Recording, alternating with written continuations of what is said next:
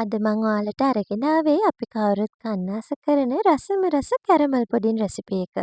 ඉතින් මේ තියෙන්නේ ඔරිජිනල් කැරමල් පුඩින් රෙසිපි එක. මේක හදාගන්න හරිම ලේසි. ඒ වගේම තමා ඔයාට ටින්කිරි ඕන වෙන්නේ නැහැ.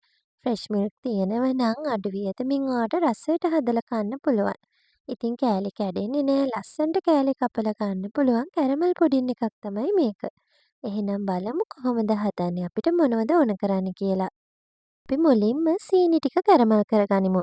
මම මෙතන ෆ්‍රයි පෑන් එකට සීනි ග්‍රෑම් 100ක් දාලා තියෙනවා. සීනි ටික අපි මේ විදිහට හැන්දක් පාවිච්චි කරන්නේ නැතුව මේ වගේ ලස්සන පාටක් එනකන් අඩු ගින්දරේ හදා ගන්න ඕන. ඉතින් මේ විදිහට කැරමල් වීගෙන එනකොට ඔන්න හැන්දක් පාවිච්චි කරලා ඔයාට පුළුවන් කැරමල් උනේ නැති සීනි ටිකත් හොඳට දිය කරගන්න. මෙන්න මේ වෙලාවේදී අපිට ඕන වෙනවා හොඳට නටන උණු වතුර. නටන උණු වතුර වලින් මම මේ සැහැඳි 4ක් 5ක වගේ ප්‍රමාණයක් මේකට එකතු කරගන්නවා. උණු වතුර ටික එකතු කරපු ගමන්ම ලිපේ ගින්දර වැඩි කරගන්න. ඊළඟට මේක හොඳට කලවම් කරන්න. ටිකක් කැටි ගැහෙනවා. ඒ වුණාට ටිකක් වෙලා යනකොට මෙන්න මේ වගේ හොඳට කැරමල් එක හදාගන්න පුළුවන්. දැන් මේ වෙද්දී අපි පුඩින් එක හදාගන්න තැටිය ලෑස්ති කරලා තියෙන්න ඕන.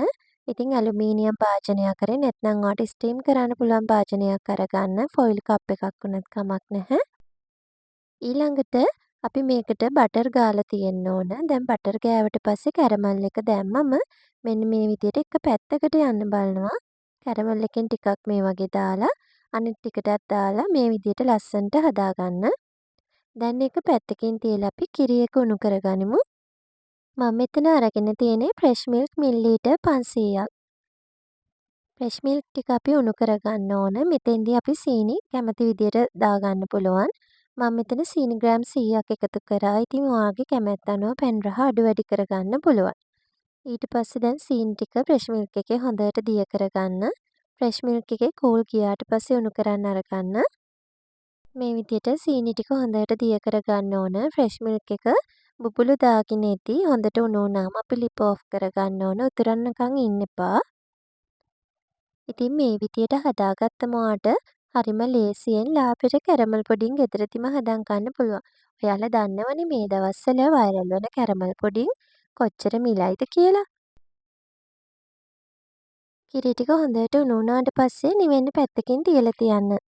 දැන් අපිට ඕන වෙනවා වෙනම බෝල් එකකට දාගෙන බිත්තර 5ක්.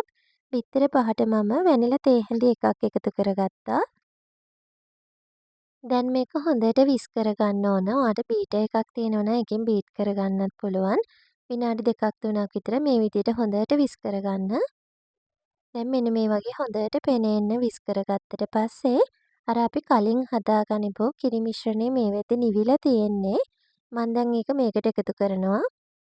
ලාවට රසණයක් තිබුණට කමක් නැහැ. ඔයාට ඇඟිල්ල දාලා බලන්න පුළුවන් ගානට කිරි එක නිවිලා තියෙන්න ඕන. දැන් කිරි ටිකත් එකතු කරාට පස්සේ මේ විදිහට හොඳට කලවම් කරන්න.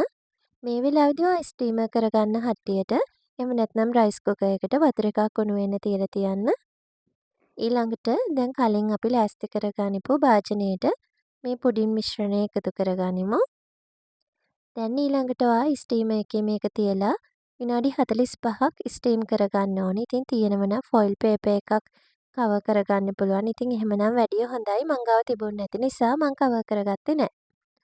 මේ තියෙන්නේ හරියටම විනාඩි 45ක් අපි ස්ටීම් කරගනිපු අපේ පුඩින් එක.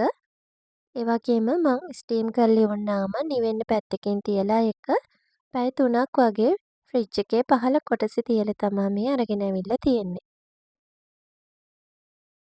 මේ කැරමල් පුඩින් එක හරිම රසයි. හොඳ කිරි රසක් තියෙනවා. ඉතින් ඔයාට මිල්ක් මේඩ් ඕන වෙන්නේ නැහැ. හරිම ලේසියෙන් ගෙදරදී අඩු වියදමින් හදාගන්න පුළුවන්. එහෙනම් හදලා බැලුවොත් රස කොහොමද කියලා පහලින් කමෙන්ට් එකකුත් දාන්න. මගේ වීඩියෝ එක බලුවට ඔයාලා හැමෝටම ගොඩාක් ස්තුතියි.